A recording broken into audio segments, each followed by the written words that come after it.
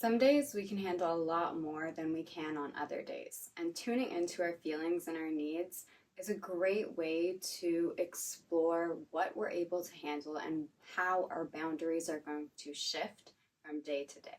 What we can handle on Tuesday may be very different than what we can handle on Thursday. What we can handle when we're ovulating might be very different than what we can handle in our luteal phase. And what we can handle when everything in our life is going smoothly is going to be different than when we are having relationship, friendship, or family problems.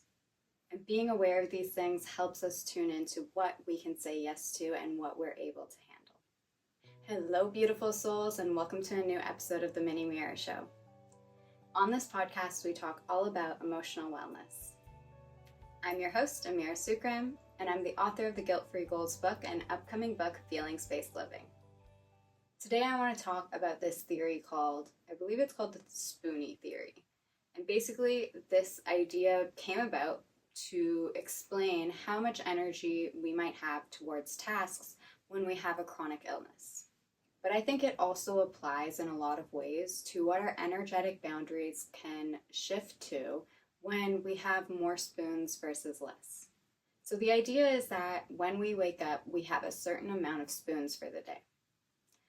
You can think of this as our cognitive load has this baseline and that load shifts. And throughout the day, the load that we are carrying grows heavy, and then it comes to a point where we've exhausted that cognitive load and we don't have any more thoughts or energy to put towards new scenarios. So we wake up with 7 spoons. On a great day, we might have 9 spoons. Maybe our friends supported us or everything is going smoothly. We wake up with a burst of energy and we have more spoons. But some days you might wake up and feel bloated and fatigued. Maybe you've been burnt out for a while and your load is at 4 spoons. That means that 4 things come across your plate for the day and you have exhausted all of your energy. Everything more than that is tiring, and you can't handle it as properly as you would like to if you had more spoons. So your partner brings an argument to the table, and on a great day, you are able to respond and listen lovingly. But when you're tired and you've exhausted all your spoons for the day, that argument is going to blow up because it's just too much to handle. You're going to react in a different way when you have spoons left versus when you don't. So if I woke up with 7 spoons today, I didn't, but let's say I did.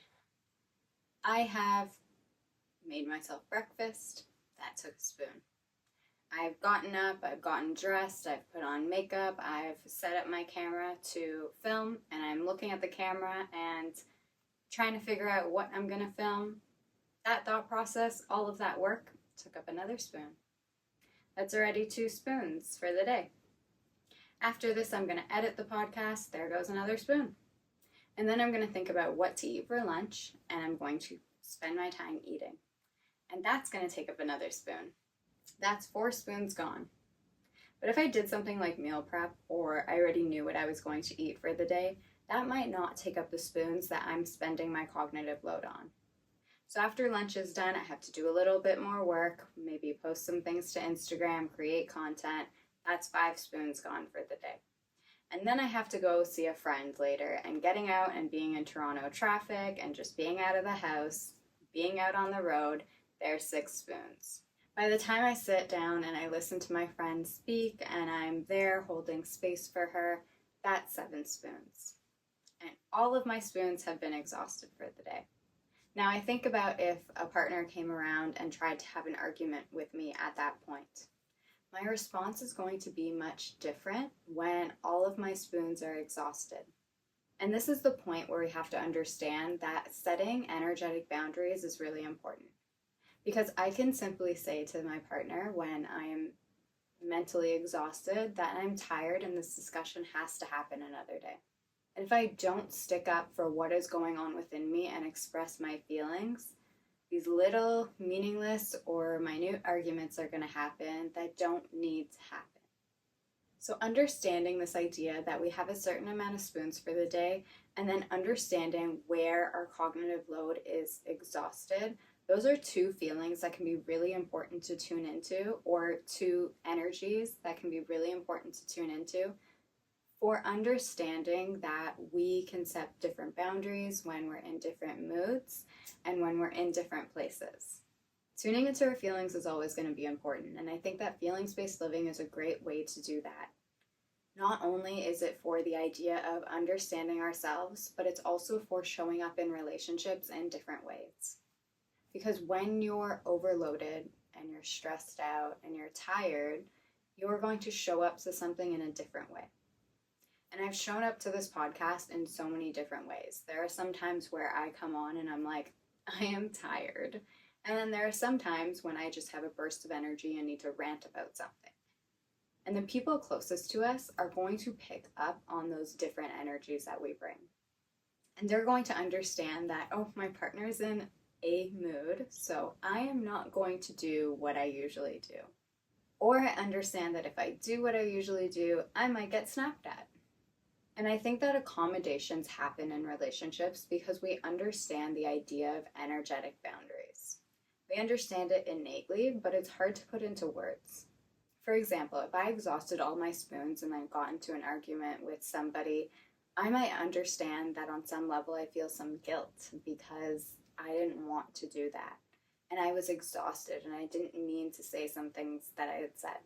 And that's kind of what happens when we remove the ego from feelings and from relationships and just show up as we are in the moment. And we're honest about our feelings because they matter, we matter, and we can use our feelings to direct us to what we need in moments.